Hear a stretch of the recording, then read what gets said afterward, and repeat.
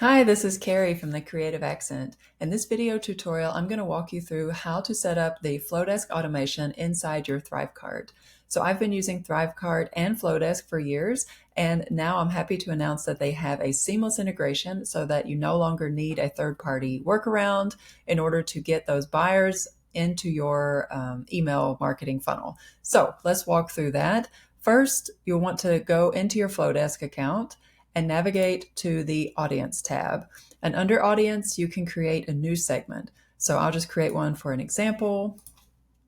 Just call it Test Segment, perfect. And then give it a color. Click Save. Now we'll see that this new segment has been created inside Flodesk. Now we want to navigate to Thrivecart, and the first thing we want to do is be sure that our integration is set up with Flodesk. So you want to go to your settings up here and go to integrations. And then here you'll see a lot of different tools that you can integrate, but we are going to focus here on Flodesk. So mine is already set up, but click those buttons and follow the links to link your Flodesk with Thrivecart. Next, you want to go to your products. So let's go to our products. That's this tab right here. And here you'll see a list of all your products. Navigate to the one that you want to edit. So I'm going to choose the Palmina website template. I click edit, and then it's going to open up all the different features on the back end of that individual product, including, delivery, price, the checkout page, and all of that. But what we're going to be concerned about is this fourth tab called automation. So if we click here, you'll see that I already have a rule set up to add the buyer to the Flodesk segment website templates. Now I'm just going to remove this so that I can kind of walk you through this from scratch.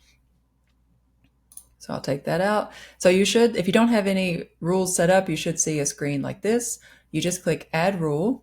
And here is where you can really lean into that advanced segmentation. So the main product is purchased. You have a lot of different options here. You can also create a segment for a bump offer if you've got that on your checkout page, or any of these other options.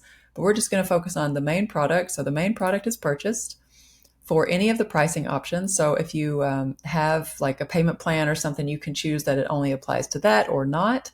So I'm just going to choose for any of the pricing options, and then I'm going to choose Flodesk. So now Flodesk, once this is integrated in my Thrivecart, this will be an option that I'll see here, and I'll choose Flodesk. And then for some reason, by default, it wants to choose a specific pricing option, but I want it to be for all the pricing options, so also the payment plan option. So I'm just going to go back and reset that to for all the pricing options.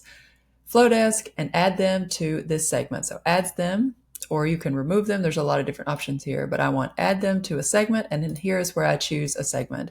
So here you'll see the test segment that I set up, but of course I want to send them to my website funnel, website template funnel, because that's what this product is. So then if I ever need to send any major updates or something, I will have all those people neatly organized in that specific segment.